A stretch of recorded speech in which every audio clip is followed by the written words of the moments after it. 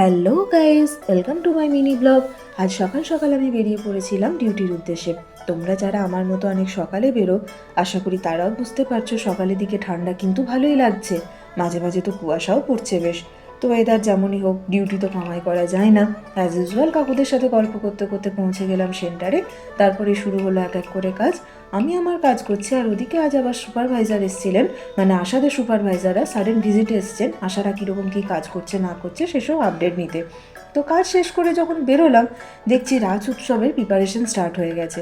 প্যান্ডেল হচ্ছে, মেলাও বসতে স্টার্ট করে দিয়েছে। আসলে আমি যেখানে চাকরি করি, শুনেছি ওনাদের ওখানে আবার দুর্গাপুজোর তুলনায় রাস উৎসবে আনন্দ নাকি বেশি হয়। সব বাড়িতে বাড়িতে নাকি প্রচুর আত্মীয়রাও আসেন রাস উৎসব দেখতে। তো পুজো প্রিপারেশন দেখতে দেখতে আমি পৌঁছে গেলাম বর্ধমান। ফেরার সময় গেলাম একটা সার্জিক্যাল শপে। কদিন ধরে পায়ের অ্যাঙ্কেলে খুব ব্যথা হচ্ছিল, তাই ডক্টর মিডিয়াল কাক সাপোর্ট ইউজ করতে বলেছে, ওটাই কিনতে গেছিলাম। তারপরে গেলাম ব্যাগের দোকানে, একটা ওয়ালেট কিনলাম, আর কিনলাম সেন্টারের কিছু রেজিস্টার। এবার আমি বাড়ি যাই। তোমাদের ভিডিওটা ভালো লাগলে একটা লাইক করে দিও আর আমার চ্যানেলটা সাবস্ক্রাইব করে দিও।